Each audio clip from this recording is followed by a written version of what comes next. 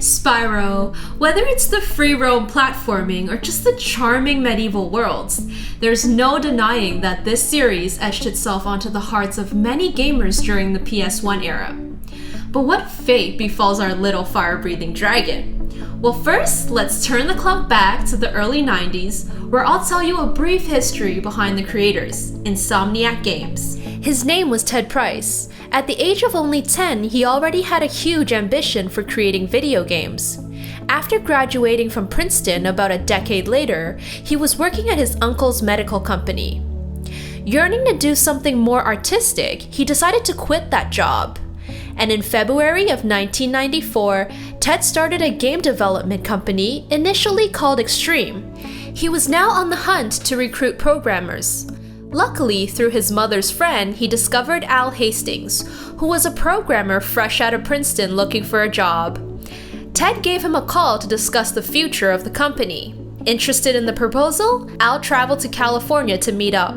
With only 2 on the team, recruiting commenced. Looking no further than in his family, Al's brother, Brian Hastings, was brought in. An interesting fact is that Brian studied literature and math in university, so his contribution to the team came from his avid hobby of programming, which he started at only 12 years old. Now that a solid team was formed, game development finally began. With inspiration from Doom, the team decided to make their first title a first-person shooter, with a Doom-like environment. Around this time, Craig Stitt was brought in to fill the role of an art director. Initially, the team wanted to develop the game for the PlayStation, but learned that the dev kits were only for VIPs. Hence, they settled with the 3DO. However, trouble hit while the team was showing off Disruptor in E3 of 1995. They received word that a database company already had the name Extreme Software. As a result, Ted brought in the whole team to start brainstorming ideas for a new name. Ragnarok, Black Sun Software, and even Moon Turtle were among a handful of the names the team came up with. Al Hastings suggested the Resistance Incorporated, which I think might be where Insomniac's Resistance series got its name from. Eventually, the team settled with Ted's suggestion, Insomniac Games, since they were all hardly sleeping. With everything back on track, they started showing off their new game to various publishers. And before long, they caught Mark Cerny's attention, an executive producer at Universal Interactive Studios. He was impressed with Disruptor, considering that the Insomniac team had little prior experience in game development. Cerny went ahead and signed Insomniac on a 3-game contract. Interesting enough, this was also the time when Naughty Dog was showing off their 3DO game, Way of the Warrior, to Universal. Coincidence? Or fate? Due to 3DO's inferior hardware, the team soon moved their game onto the PS1. Once Disruptor was released, it received awesome reviews, but sales were low due to the lack of advertising. Despite the fact that Disruptor wasn't a financial success, Universal gave Insomniac another chance. Continue point reached. Realizing that the average age of PlayStation consumer was decreasing, Insomniac decided to start from scratch and create a game that could appeal to a much wider audience. Something that not just teens and adults would enjoy, but even grandparents and children. Come to think of it, this was exactly the kind of title Sony needed, since Nintendo was pretty much dominating the family market at the time. The artist Craig Stitt suggested the idea of a young dragon that walks and glides around. The rest of the team went ahead with this idea and started the designing. Insomniac spent months brainstorming a name until a marketing director at Sony suggested Spyro. Initially, Spyro was going to be green, but the team realized that he blended in with the grass too much. Hence, they changed him to purple. Spyro the Dragon was released in September of 1998 for the PlayStation. Since we're at the title screen, let's press L1 and triangle and see what happens. What do you know? A Crash demo. If you watch my Crash retrospective, you'll know that Naughty Dog and Insomniac had a close relationship during the Spyro and Crash days. The two teams even shared programming codes during the Ratchet & Clank and Jak and Daxter era. But that's a story for another day. Our story in Spyro takes place in the Dragon Realms. Two elder dragons are being interviewed for a documentary of their home world, while Spyro was busy chasing a sheep in the back. Everything was just dandy until one of the elders started trash-talking an exile named Nasty Nork. Although he was nowhere near this interview, he somehow overheard this and cursed all the dragons, turning them into statues. With some luck, Spyro survives this ordeal and sets out to free his dragon friends, along with confronting Nasty Nork. First thing you're greeted with as you take control of Spyro is a bright and happy atmosphere. Thanks to Al Hastings' game engine, which specialized in creating open worlds, players were able to see great distances. This worked perfectly with some of the lengthy gliding you had to do with Spyro. During the game testing phase, Insomniac worked hard to perfect Spyro's movements. According to Ted Price, the team used Super Mario 64 as a reference, since Mario had such a fluid and responsive move system. Overall, the controls turned out really good, which made the platforming a lot of fun. I only have a complaint. One would be the unmemorable boss fights. A few of them were such pushovers that I didn't even realize they were bosses until later. With solid titles like Crash and Mario 64 at the time, the game had to be different to succeed. And it was. Spyro had just two attacks, Fire Breath and Charging. All players had to do was use common sense to play. Can you charge a giant Nork? Nope, so use Fire. Can you burn through metal? Nope, so ram them.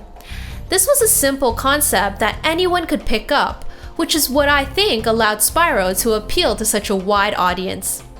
However, when Spyro the Dragon was first released, it was met with criticism for this very reason: simplicity.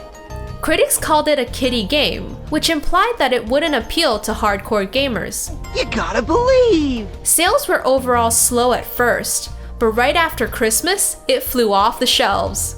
Children wanted to play it, parents wanted to play it, everyone wanted to play it. Insomniac did it. They reached the mass audience they were aiming for. Goes to show that simplicity isn't always bad. Except for that annoying thief. As a kid, I just couldn't ever catch him.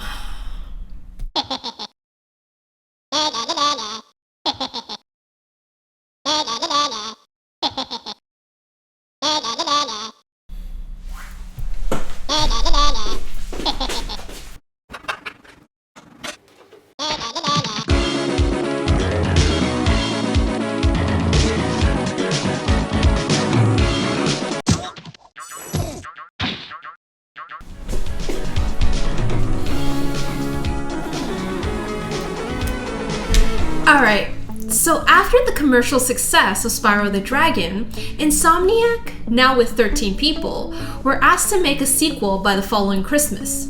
As you might know, creating the first sequel for any hit title is always a challenge, since expectations are much higher. With the fan base rapidly growing, Insomniac wanted the next Spyro to not only be evolutionary, but also revolutionary. Quoting from Ted Price in an interview, "With Spyro 2, we learned what making sequels was all about. Consumers are not happy with just a bunch of additional levels." And I couldn't agree more. But times sure have changed, huh? You know, with this franchise? How do people keep dishing out $60 in return for just some new maps and slight tweaks? Okay, back on track. Insomniac decided they were going to focus on adding mini-games throughout Spyro 2 to change things up, and to add more playtime. The game was released in November of 1999 for the PlayStation, called Spyro Riptos Rage. The name Ripto comes from Spyro's name in Japanese. Like, literally. Ripto. So yeah. The story starts off in the Dragon Realms, where Spyro tells Sparks how the rainy weather is depressing him. Longing for a vacation, he discovers a portal to Dragon Shores. Much to Spyro's surprise, he soon finds himself in Avalar with no beach in sight, while stumbling upon a fawn, a cheetah, and a mole. I've I've got a dragon! Spyro is later told that an evil wizard named Ripto had infiltrated Avalar while they were testing a new portal.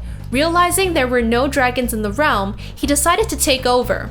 Spyro, being Avalar's only hope, sets off on a journey to defeat Ripto. How do we get ourselves into these messes, pal? Cutscenes. Cutscenes galore. This is actually the first aspect that stood out for me the most. And I think these sequences were great. Every time you enter a level, you're greeted with a funny cutscene outlining the problems that were going on in which Spyro had to solve. Being able to meet and interact with the inhabitants of Avalar added life to the Spyro universe. Take this crystal. I traded some hockey tickets for it. In terms of gameplay, I'm so glad that Spyro can now swim. Might I add, he unexpectedly excels at it too, considering he drowned upon touching water in the first game. Spyro now has some new power-ups and techniques, which nicely adds diversity to the gameplay. But unfortunately for Spyro, he has to pay a money-grubbing bear a fee at almost every turn. I'd be willing to teach you for, say, I don't know, a small fee, a small fee, a small fee, and a small fee. As I've mentioned before, mini-games are the biggest addition the team added to the game.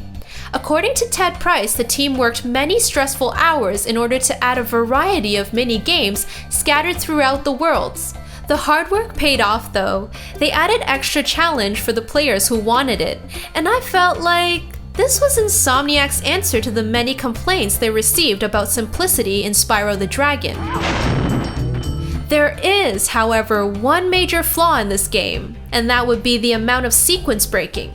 In fact, you can easily go out of bounds before even exiting the first area, and there are plenty more places you can do this. Other than that, the game is a drastic improvement from Spyro the Dragon. Come on, Sparks. We've got a lot of vacation to catch up on. Immediately after the release of Riptos Rage, Insomniac began the development for a third Spyro game. Since the mini-games were so popular in Spyro 2, Ted got everyone in the company to collaborate. In an interview, he stated that there were brainstorming meetings where designers, programmers, background artists, and animators would come up with mini-game ideas that were submitted to the level designers. Ted also claims many of Spyro 3's mini-games were inspired by other titles such as Tony Hawk Pro Skater, Doom, GoldenEye, Crash Bandicoot, Ready to Rumble, and more. In order to make Spyro even more accessible to players of all sorts, Brian Hastings created the Active Challenge tuning system. This mechanic runs in the background and its purpose is to even out the difficulty curve. So if you're a complete noob who dies every 5 minutes, it'll make things easier to prevent frustration. And if you're a pro, then the game will make itself harder. Personally, I hate hidden game mechanics like these. If a developer wants to vary the difficulty, I'd rather they add the option. I wouldn't want the game to start holding my hand just because I died a few times. That's one of the reasons why I miss the old school games. They were relentless, but at the same time, when you finally beat it, you felt like a boss. I feel fired up, Bob. The game was released in October of 2000 for the PS1, called Spyro Year of the Dragon. The name comes from its release date, year 2000, which was the Year of the Dragon in the Chinese zodiac. Our story this time starts off in the Dragon Realms where everyone is exhausted from celebrating the Year of the Dragon, an event where all the new dragon eggs are brought together. Based on this picture, I'm guessing these eggs aren't very valuable. A rabbit named Bianca sneaks in with a few Rhinox to steal them. With all the eggs gone, Spyro and friends are sent to recover them. You're our only chance. You got it. The most notable difference this time around is the addition of new playable characters. Quoting from Ted Price in an interview, instead of burdening Spyro with a bunch of extra moves, we wanted players to experience new control schemes and introduce new faces. Based on what he said, this appeared to be the first signs of Insomniac running out of ideas for Spyro. As for the new characters, They definitely added diversity to the gameplay, each having their own style, which was great. The only problem I had was with Bentley the Yeti. His overall gameplay was rather redundant and broke the pace for me. Sheila the kangaroo was great fun though. Just check out her kick.